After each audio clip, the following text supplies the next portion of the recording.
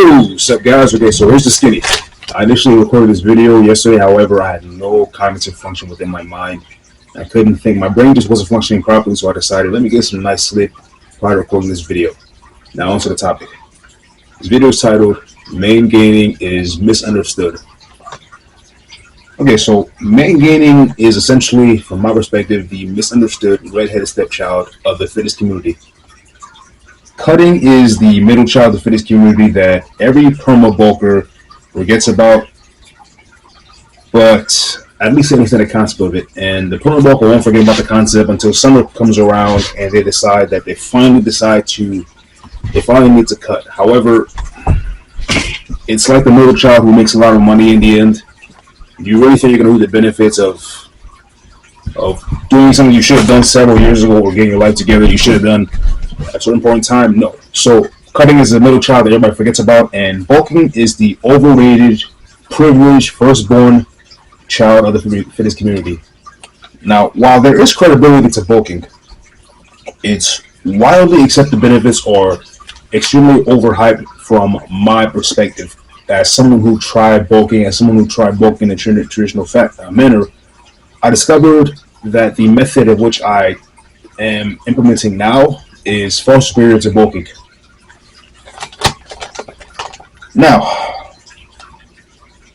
it's time for us to define our terms. Now the introduction is over, it is time to get to the meat and potatoes of just how misunderstood the definition of maingaining is. Okay, so this is my definition. I don't care about anyone else's definition. I know there's going to be a lot of comments. Well, not even a lot, because who the fuck watches these videos, right? There's like one or two comments. Who gives a fuck? It's probably won't even go viral. So, maingaining can be described as staying at the same body fat percentage that is preferable and sustainable year-round while adding muscle. Now, let's discuss the misconceptions of maingaining that warrants its title as the misunderstood redheaded stepchild. Okay, so misconception number one. For starters, is my damn head crooked? It's probably crooked. It's tilted a bit. This camera's not. This house isn't even level. It's on a hill. But okay, for starters, people often think maingaining refers to staying at the same weight. This hurts my goddamn nerves, bro. So this couldn't be more further from the epitome of 180 degrees from right. So the gain portion of the word maingaining already implies that you have to gain something, right? That brings me to the next misconception that people have in regards to maingaining. People falsely assume maingaining is a recomp. Now you can see why points 1 and points 2 are the mosquito bite the fuck out of me. Yeah, a freaking mosquito bit the fuck out of me. I'm not even sure how the hell it got in this goddamn room. Mosquitoes love me for some reason. I'm not sure why. Okay, so a recomp is essentially trading fat for muscle. You are altering your body's composition in a way that your weight remains the same with a lower body fat percentage and greater muscle mass as a consequence. Whereas, as I described previously, maingaining, it wasn't that. You're selecting a body fat percentage, you're staying at that body fat percentage, and you're gradually adding on muscle, which in turn will inevitably lead to an increase in weight. You're not going to stay the same weight, you're going to gradually increase in weight, while maintaining a respectable lean physique that is respectable from your perspective, right? Misconception number 3. Certain people claim that maingaining is a catalyst for body dysmorphia. This misconception stems from the preconceived notion that a person who is maingaining will religiously track calories from perspective of someone with an obsessive compulsive disorder. So they have OCD towards their calorie tracking, and they're going to try their damnedest to ensure that every single macro and micro, not even micro, but every single caloric expenditure is accounted for. They're counted religiously. They're weighing everything, which isn't inherently a bad thing. However, they associate this with maingainers, which this is wrong as hell for the simple fact that maingaining is performed at a sustainable body fat percentage. So This can range anywhere from 12 to 17%. The cutoff range for me is something that is much less than 20%. It's hell, like I don't know 20%. You know, like I put a picture of how I look year round. Because as a natural bodybuilder, I think it's important to have a perfect balance of aesthetics and strength.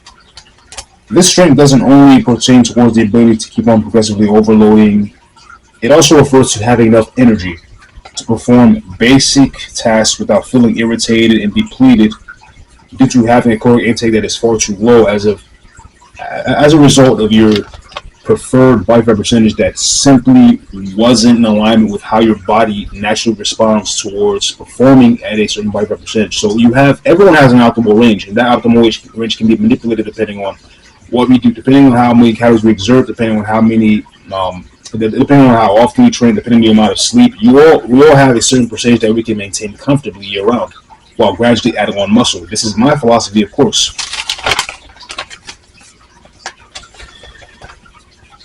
So, under the misconception, like under the memeified Maingaining, because Maingaining has been memeified to the point that they associated with the overall. I don't know who that guy's name is. There's this meme of some character, you know, and he's holding a ring, a Lord of the Rings motherfucker, right, saying "my precious" and the precious ring, you know, because he's referring to the ring as "my precious." The ring in question is a 6-pack. So people interpret Maingainers as individuals who just they're clinging to 6-pack. Oh no, I have to maintain it. However, this obsession comes at the cost of muscle mass accrual. They're trying so hard to maintain a shredded 6-pack year round that they end up wasting their goddamn time in the gym and not making any gains. Whereas I described previously, Maingaining, it isn't like that. You select a body fat percentage that's sustainable to the point where you wouldn't have to track calories religiously. You wouldn't have to go to these strange lengths of intermittent fasting and fucking being rude to everybody on the goddamn street or being rude to everybody at work because you simply don't have enough to function correctly. Yeah, so your body thinks you are starving and starts the process of sending hunger signals to your brain. As a result, basic bodily functions that necessitate life become extremely difficult to perform. You don't have to be at 20% body fat or above to avoid the negative consequences that I listed previously. It boggles my mind that critics of Maingaining assert that Maingainers are missing out on the supposed benefits of traditional bulk and cutting cycles. Gained bros start their bulk at a body fat percentage that is feasible for gaining muscle. They start at roughly 15%, and then they spend 6 months going up and even further beyond to 20%, 25%, sometimes even 30%, given the individual in question, if they simply just apply a 5x5 a 5x5 splitting style of training that fixate on how much weight you can actually push. And this weight, of course, is dependent upon. Take the bench press for example. I'm going to always use the bench press.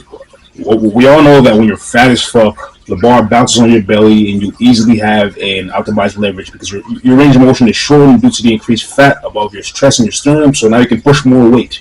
However, that doesn't necessarily mean that you accrue more muscle mass. No, you're going to be very, very, very upset in the end when you have to cut. So yeah, they skyrocket above 20%, and they brag about their strength gains, which I described are artificially inflated. Yeah, which I can't even articulate my own goddamn thoughts correctly, even though I had everything written down. I had it written down right in front of me, and I can't even speak correctly. Even though their strength numbers are artificially inflated because of all the fat they accumulated, and this is especially when everyone's pushing movements like I described. So to put it bluntly, you're only able to bench 40 pounds more because you gain fat around your sternum, reducing your range of motion. I said that already. However, take the same individual, put them on a goddamn Stairmaster. They're going to be out of shape. The cardiovascular system is completely taxed from their hardcore bulking cycle they decided to engage in, and they can't even walk up a flight of steps without going out of breath. Point number 3. Continued. In all actuality, if anything, bulking can lead to body dysmorphia. Yes, you heard it first. Bulking can lead to body dysmorphia. How, you ask? Because it can cause a lifter to gain so much weight in a short period of time that they accumulate excess body fat, and they're comparing themselves to how they looked previously throughout the years, and even in old school photos, and they might even still have the bulk goggles on them. However, they go on social media and they think to themselves, why can't I be as lean? Why can't I be this lean, big, and ripped? And they accuse anybody of being big and lean of being on drugs. Look at the Buff Dudes, for example. They suffered that. Look at the Harshes, for example, in the past. They suffered that. Look at Chris Jones in the past. He suffered that. Where does it stem from? It stems from the traditional bulking cutting cycles in which people assume that you can be, let's see, what is the overall trifecta, if you will? You can be big, lean, strong. You have to pick either of the two. I forgot what the hell it was. But you can't essentially be big and lean at the same time, which is absolute utter bullshit, and stems from the fact that these fatzos spend 6 months going through these traditional gained cycles period of time, and then they develop body dysmorphia, in which, and the same body dysmorphia bros are accusing Maingaining of having body dysmorphia. Now, it's true. If you follow the memified version of Maingaining, absolutely, you're going to develop body dysmorphia. You're not going to be able to live a functioning, healthy life. You won't be able to go out and eat with friends. However, as someone who Maingains, if you are to describe what I do as Maingaining, some people might even come in the comment section and say, oh, this is a bulk, right? What you're doing is broken. However, what distinguishes me from them is I don't look at the scale with bated breath, hoping that I gain an extra goddamn pound or two, leading up to a certain period of time. No, I simply apply progressive overload tactics, and I eat enough food in order to sustain my goddamn brain function in order to push heavy in the gym and keep pushing forward. I do that to keep pushing forward to fuel the muscles. Dieting is the facilitator, not the stimulator of muscle growth. You have to damage the muscle fibers within the gym. That's what these gated bros fail to comprehend, and so they get fat as fuck, and then the cycle repeats itself. Neither rinse, repeat. So they are blinded by the bulk goggles and continue to live a life of perpetual fatassery by bulking, which is permanently remaining fluffy as hell and soft with a 48-inch waist, and this fear of God towards cardio, or a fear of going on a cut because they don't want to lose all the size and feel smaller in t-shirts. Now, yes, this is body dysmorphia in my humble opinion. It simply is. It's body dysmorphia. You don't want to lose the supposed muscle mass you have, and you don't want to feel looser in shirts. However, this is how it has to be this way. You know, insert Metal Gear Rising song. It has to be this way. It has to be this way. You gain far too much fat now, and I would say it's detrimental on your own health. It's detrimental on your psychological framework because you think this fat that you gain is muscle. No, it isn't. It's not. Stop the cap. Stop lying to yourself and be honest. Then, of course, they go on this reckless cut, this extremely reckless cut by having a caloric deficit that is so dramatically low, they hate existing. Yes. Furthermore, they experience the negative side effects of their death, which consists of feeling and looking visually smaller due to having less glycogen in their muscles, including water weight. Additionally, what they perceived as muscle was actually a significant amount of body fat. So they cut. So once they're hit with once reality slaps them in the face and they lift up their shirt and are still unable to see their abs, so once they cut, like this happens to a lot of these small bulkers, they lose 50 pounds and they think, oh, I have to lose 50 pounds and I have my abs. Nope. they have to cut even further than that, which will lead them to losing more strength in the gym, which will lead them to feeling even more like shit, and they lift their shirts up, not a visible ab in sight. They're still further from where the hell they wanted to be, and they lost 50 goddamn pounds. It's happened several times. I made a video about Nick Strength and Power at one point in which he decided to go through this crazy ass bulk, and then he cut it thinking he added so much muscle mass. However, when he finally got to his goal weight, his intended weight, still fat. So a lot of the small bulkers, they go through this shit.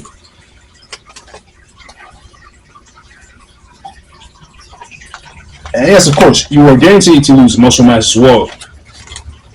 Yes, because if you're not in the process of gaining, if you're not in the process of, hell, even maintenance, if you're not in the process of doing the same thing over and over, if your body is being deprived of nutrients, you're you're gonna go catabolic. It's gonna happen eventually. You're gonna go catabolic. You're gonna rest in the gym. Your performance is gonna decrease. You're gonna have a lot of mood swings. Your shirts will feel looser. Bad news bears, bro. So, who really has body dysmorphia? The main gainer that is at peace with the reality of muscle accrual being a slow, steady process. Hence, he chooses the path of not having drastic fluctuations in body weight, or on the flip side, the gained bro bulker who is in this forever looping cycle of chub and packs on the same 40 pounds every 6 months and has to lose strength and muscle for the following 6 months. Imagine what it does to you psychologically when you have to regress and gradually get weaker, all because you accepted a methodology that you had to bulk 6 months, cut 6 months, and you were promised this lie. Who really has body dysmorphia from that perspective?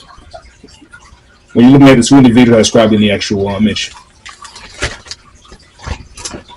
Muscle, at the very least, natural lean muscle shouldn't turn into some sort of stamina-deprived potato, right?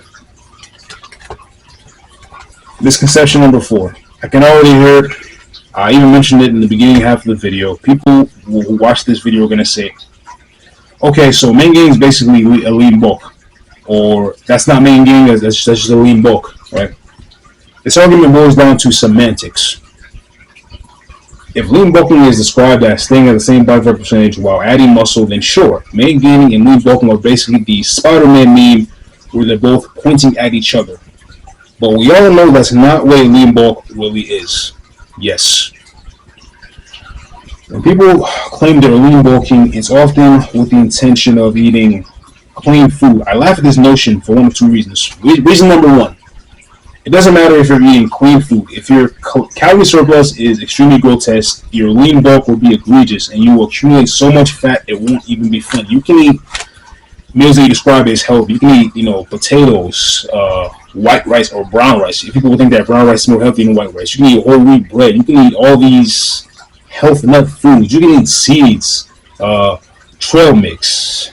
You can eat these calorically dense flax seeds. You can eat all these meals or whatever, right?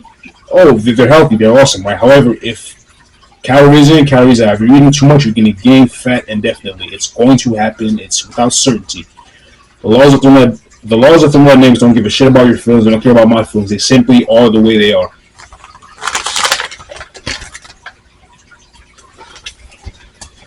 Reason number 2. Lean bulking, bro bulk advocates will move the goalposts and rename your attempt at lean bulking as a dirty bulk. So even if you, let's say you did what I did previously, you decided to eat 3 meals, right? They alter the semantics of it. Like they move the goalposts and say, you are dirty bulk, even though you decided to eat at a calorie surplus, and this calorie surplus consisted of healthy meals. They'll call it a dirty bulk, even though we all know that a dirty bulk is vastly and widely accepted as eating anything in goddamn sight. They're going to rename your failed attempt at lean bulking as a dirty bulk because you simply decided to get fat by eating healthy meals. However, as I described previously, thermodynamics doesn't care. It doesn't give a shit that you decided to eat a bunch of healthy meals and decided to pack on mass, accumulating mass, if you will. I'm not getting fat. I'm cultivating mass. It doesn't care. You still got fat. You got greedy. You decided to eat more food than your body was capable of actually utilizing for as energy, and you reap the negative benefits of becoming a fat beach ball with whales. A fat beach ball with fingers. And misconception number 5. Maingaining only works for steroid users. I love this argument. I really, really love it. I find it hilarious because the reality is bulking and cutting cycles derive from enhanced pro bodybuilders who spent the first 6 months bulking and then the other 6 months cutting. Yes, you heard it. Like, that's where bulking and cutting came from. Enhanced professional bodybuilders who are blasting all kinds of copious drugs and looking like goddamn aliens from Planet Voltramite or Planet Vegeta, even though the Voltramites and the Saiyans look better than pro bodybuilders. Also, notice how these pro bulk gaining bros, these pro bulk gaining dunderheads, they always mention how the elite, prominent pro bodybuilders who are well known for their mass wouldn't have accumulated their jaw dropping proportions without bulking. Every single goddamn time I've witnessed in the comment section, they said, "Oh, you see how Chris Bumstead isn't maintaining the way you're doing. Oh, Ronnie Coleman has to eat a bunch of meals. Jay Cutler has to eat a bunch of meals." They justify bulking and cutting to professional bodybuilders. How is that making the case?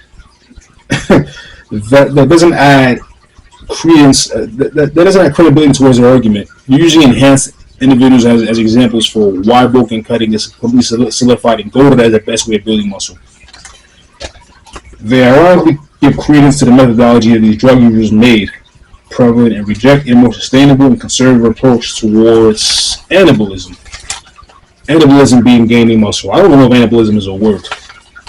They also unknowingly give a counter argument to their opposition by validating the idea of maintaining by alluding how it's never performed by pro bodybuilders if they want to gain size. This size that pro bodybuilders are gaining, of course, I mentioned, is a combination of the excessive macroscopic damage of muscle fibers that are more tolerable due to the drug use. So they damage the muscles more effectively because they can add more weight, and whether or not they fuck up their ligaments is a different story, but they're causing microscopic tears and they're recovering from these tears much more frequently than you are. You, the natural bodybuilder, cannot do that, so the excess food you're eating is not contributing to anything. It's just eating more of fat. You're becoming a fat-ass pot-up. Don't lie to yourself, be honest. However, the professional bodybuilder can utilize these calories to a fuller extent than you can.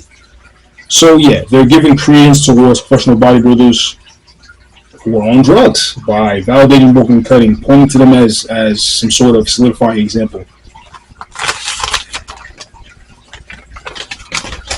And essentially, I've run out of notes. So, as someone who decided to gain since 2018, it's been roughly 4 years now. So, prior to doing that, I made a video about it. I went on this crazy ass bulk, went from 200 to 240 pounds. Thought I gained so much goddamn muscle. Then after that, I decided to go on a prolonged 6 to 8 month cut, in which I lost a lot of strength, lost a lot of water retention. Yes, I looked relatively decent for someone who's been training for a year and a half in the gym. However, I lost time. If I was more considered in terms of, if I took into consideration my sensitivity towards training, my sensitivity towards compound lists, if I was more conservative in regards to my approach, I would have made much more progress. Now, 2018 moving forward, I decided, you know what, let's give this main game thing a try. Let's eat at relatively what I consider maintenance, which, if you're gonna get anal about it, yes, it wasn't maintenance. It's true I didn't eat at maintenance. It's true it's very impossible to eat at maintenance, right? Especially when you have a mom, Haitian mom like me, who throws out and cuts. And especially when you're, even if you're eating the same portions, which I do, I try to eat the same portions that she makes, and I try to eat the same portions that I make with her for lunch. I made a video of what I ate for lunch, right? However, even when you're weighing even when you're weighing a chicken breast, one chicken breast doesn't weigh the same as the other chicken breast, vice versa, blah, blah, blah, blah, blah. We all know the complex jargon bullshit semantic terminology over here, right? We get it. You can't always eat the same calories every single time. However, I was trying to do that. I was trying to eat enough, not go to surplus, not establish some sort of arbitrary weight goal that I have to meet by a certain month or period of time. No, I decided to simply eat how I felt comfortable at.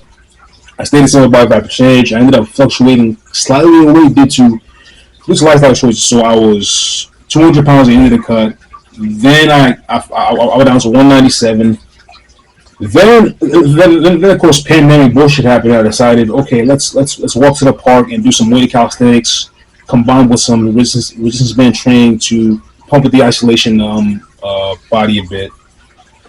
And I decided to get a very tough manual labor job, and I ended up sort of losing fat while gaining muscle in a sense. So I got the least I ever could.